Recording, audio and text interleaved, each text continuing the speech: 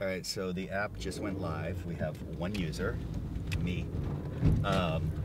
So I figure why have this chance to be the only user? We're just going to go to some of my favorite places and post there. So this Gelson's Market is where the original Disney Studios was. It was torn down when he moved to Burbank. And there's still one part of the studio that exists. And it's a really, really cool part of the studio. It's fun finding bugs. Turns out if you hit X, when you don't like the picture, the app crashes. So why this place for the first photo on Keadle? Well, I figure it's one of those places that like everyone passes all the time and they have no clue that this is literally one of the most important places in Hollywood history.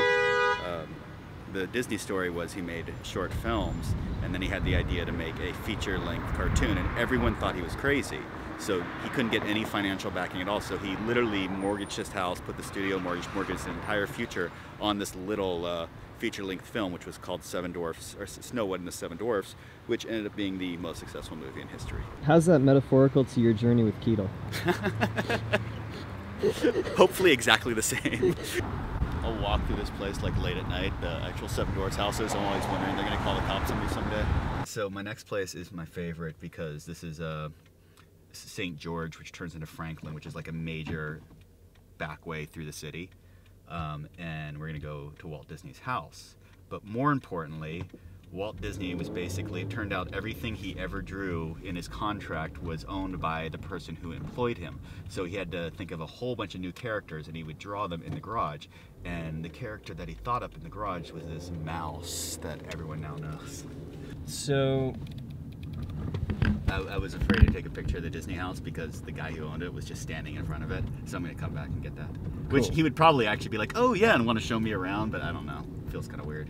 The idea was formed many years ago, but it was originally a traveling app for a very specific thing. And then a few years later, I was up at Crater Lake in Oregon, and I was watching the different clouds, and the ranger was standing there, and he said, "Man, I wish I could see like every picture that's ever been taken here, so you could see how it looks different throughout the years." And I was like, "That's a really good idea." I have a lot of favorite places in LA. I think this might be my favorite. I like this place because it's so easy to get to. It's really nippy out today. I can't wait. I made my dog an account. And I'm going to take pictures of my dog all over the place. Well, I think people are very passionate about their homes in their local areas, and they're going to be able to explore their local areas better than anyone else would. So in a sense, every time you're in a new city, if you open up Keadle, you'll probably get an insight to that city.